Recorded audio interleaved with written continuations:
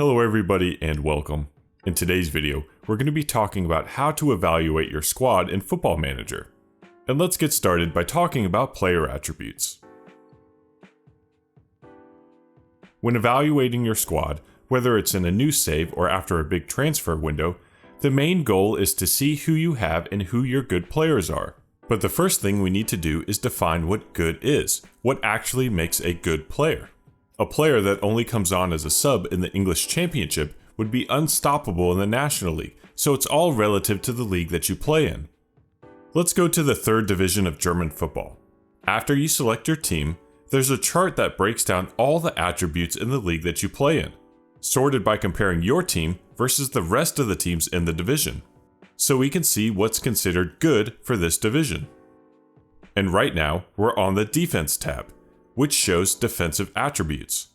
We're only looking at defenders, so this chart shows the average of all the defenders and their defensive attributes. The different attributes are named at the bottom of this chart, and if we look at positioning, we see some numbers. This 11.1 number is the average positioning the defenders on my team have.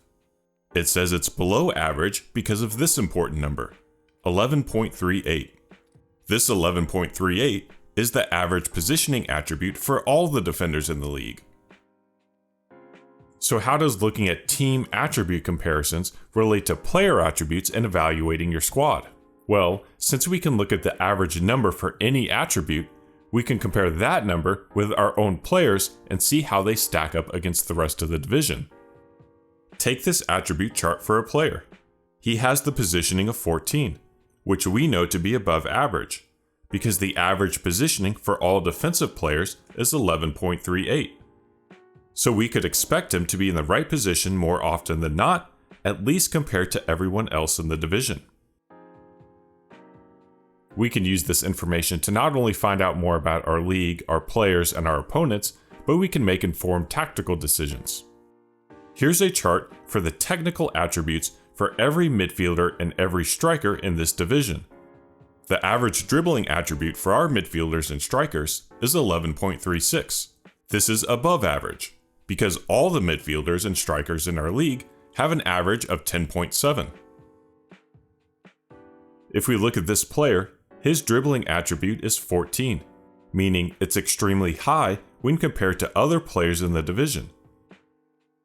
If we use him in a role that tells him to dribble more, like a winger, we can expect him to be one of the best dribblers in our division. On the flip side, this is a player with a dribbling attribute of 8, which is not very good. We would expect him to perform poorly in a dribbling role, and he would be better served in a more static role that focuses on his high flair and decisions. Now, this has been a bit of an overgeneralization because there's countless factors that go into how a player performs in your tactic, but hopefully it's a good starting point in getting you into attributes. In the next section, let's pick our team and start evaluating our squad.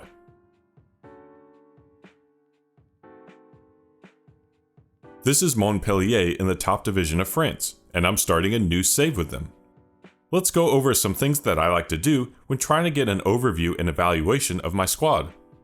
The first thing you can do is sort your squad view by current ability. This will give you an idea on who the best players in your team are. Once you sort your squad list for your best players, I like to look at who some of those players are, and then get some early ideas for possible player roles. This is Savanier, the best player on Montpellier. He has exceptional attributes, including first touch, passing, and flair. And any midfield player that has a high flair attribute screams playmaker for me. Also important to note, he's only natural in the attacking midfield position. Continuing on, our second best outfield player is Arnaud, and he's a good dribbler and has great acceleration. But he has low vision and low crossing. On top of that, there's two important things I want to point out. First, he's also only natural in one position, the advanced wing on the right side. And second, he's left-footed. This is one of our best players, so it would benefit me to play him in his best role and best position. So right now, we're going to do a little player role quiz that you can follow along with. we've got a player that can only play in the advanced winger position, and only on the right side. He's left-footed, a great dribbler that has speed, but has poor crossing and low vision. What player role takes advantage of what he's good at and limits what he's not so good at? To me, it's an inside forward. Placed on the right side, the inside forward will want to cut inside onto his stronger left foot.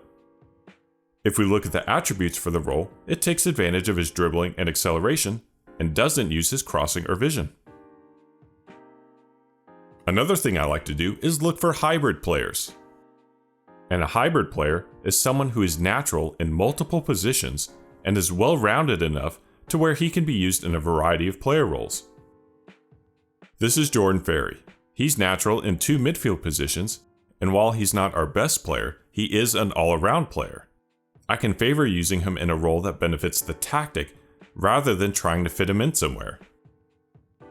This would be the opposite approach that we looked at with the inside forward earlier, but that was one of our best players and we wanted to get him in the best role. With Ferry, he's a good player, but I can fit him where the tactic needs, not where he needs.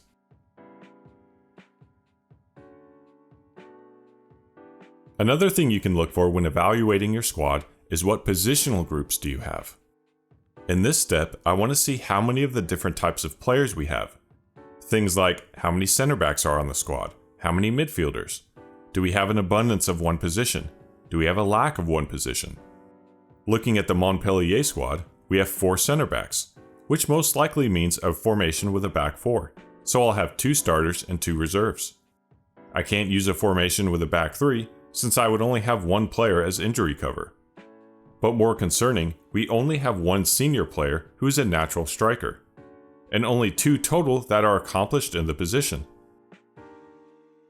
This means any formation with 2 strikers is out of the question, and I'll need to make signing a striker a top priority in the transfer window. And in the next section, let's talk about putting it all together.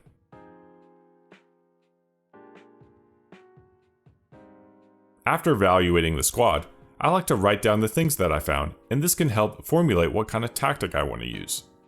My 2 best players are an attacking midfielder and an advanced winger, but they can only play in those positions, so I need a formation that has those positions in them. I found out that the team only has 4 center backs, so I need to use a back 4. And of course, the most important thing, I only have 1 striker, so I need to use a formation that only uses 1. Based on my squad review, I've started with a 4-2-3-1. I've got my playmaker in the number 10 as the enganche, my favorite playmaking role. The inside forward will be our primary scoring threat, and finally, our veteran all-around player will be a ball-winning midfielder on support. It's important to remember at this stage, we're not trying to have a completed, finished, title-winning tactic yet. All we're trying to do is figure out who we have on the squad and where they can play. When we get to our preseason friendlies, then we can start adjusting our tactic, but that'll have to wait for another video. As we wrap up this one, if there's any questions about player roles or tactics, I have a bunch of different playlists on the channel that you can check out. And a friendly reminder that I've got a Patreon account if you'd like to support the channel. Anyway, that's all for today's video. I hope you enjoyed. Thank you for watching.